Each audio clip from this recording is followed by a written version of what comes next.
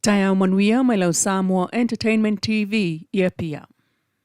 Ua laina tutusai nei le sila le komesina fau le ofisa o sulfainga le fionga vui Clarence Nelson o le sa veai fo ima whaamasino si ni o whaamasinonga mawalunga Samoa. Male taitai o le malo le fionga le palemia la ule le mali etoa le watea plata i vau Force Schmidt ile le petia e le Facebook o le YouTube ma isi tu la website inga tele vave o le nofo file mu male fealofani o Samoa. Tau fionga le ripa mia ma le paia o le mafutanga nei taia. Se tasi lea whaafita uli. Wa fia i tele a ia tau. Ma pe o sa nganga lo fionga. Ma le nofo fealofani tangata o le tatou o tunu. O le whao ngā se o le social media ma a penga ta whairangi. Whatu vesi ai. I le vāo tangata ma te tonu o a inga. E o voi e ka le sia. Wa a fia I whaamtalanga sa ona lafo.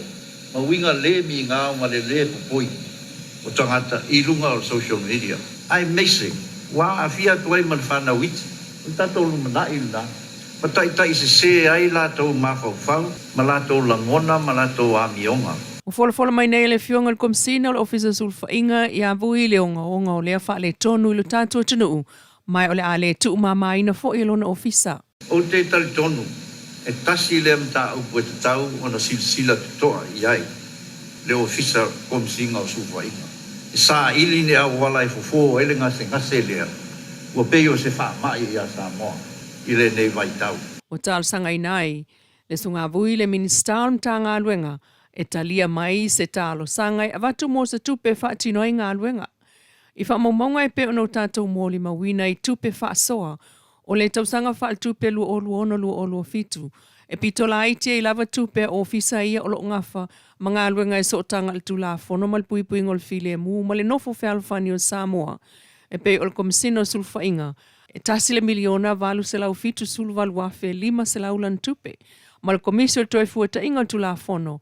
E tasi le miliona 5 se lau fitus full 5 afe 5 se lau tala lana tupe whaatusa I si ofisa. Sa unor komesina fola ofisa sulfainga o toe tala mai e le atua le isi awa no moia e whaawa wai pea lana tautua I a Samoa. Wa au mai whaalawa I te lei nei le whautuanga mtanga luenga leo. I se isev ai le sunga Mana Williams. E awale la talata I ai vili se ofisa o leo la tane. Talo le li leo lo mana o mia lava e leo se fsoswani I le sa ilinga po fema wai. O Mana Williams se sau mai vai telefou.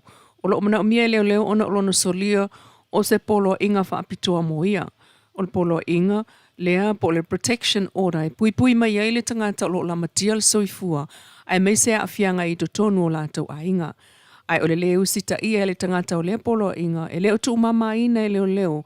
Ona e mawhai ona whaawa wai peo na la matial saunga le mua le na afia ai o le whanau. Matal sanga mai e leo mos whaamtalanga il me o iei Mana Williams e longo waweatu.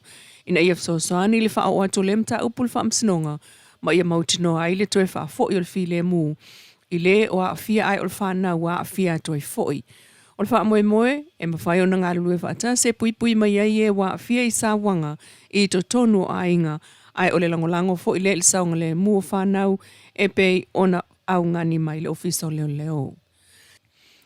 E nisi o tala le utofia tuai nei le fionga tamaleta tai Mangi Jensen I le no foa o le ofisa sili o le faltupe o ati nae a Samoa. E le fau lea tamali I le faltupe o ati nae. Ona sa avea I fo I mataitei fono le fono whaatonu o le faltupe o ati nae. O sui atu I le no foa le sa tau avea le sunga a mua au taura ye silipa. O le sunga tamaleta sa avea I fo I mataitei fono le fono whaavai maunga lua peitai. O lo ia umia tusipasi tawaloa mai le Massey University in New Zealand. O le safraile nei tolu tasio Julai. Lo ono tau ono atu yai ua whaila atu le tali ele whaipule filifili o safatalua. Le fionga atu ya pai pua le toa whaasanga I le tangi o taati ai nei whaamsinonga. O le tangi ele matai o lo nei tu malo le sala tau vama palo tala ititina mawai atu. Ale tu malo ma to e fo I mai ai tu ya e wha awaulo na 5 tausanga I le no fo sa fatalua. Ai taluai ua talia el whaamsinonga le tangi, a le sunga le ua suatanga so le wafu ai le avano ua avatu el whaamsinonga i le whaipule e talia ne ai. Mai o lea so freile nei, e muta ailo na avano e whaulu ai lana talo sanga tali. Ma le fola sanga whaasanga le mta upolo o tangi ai le matai alo nei tu malo.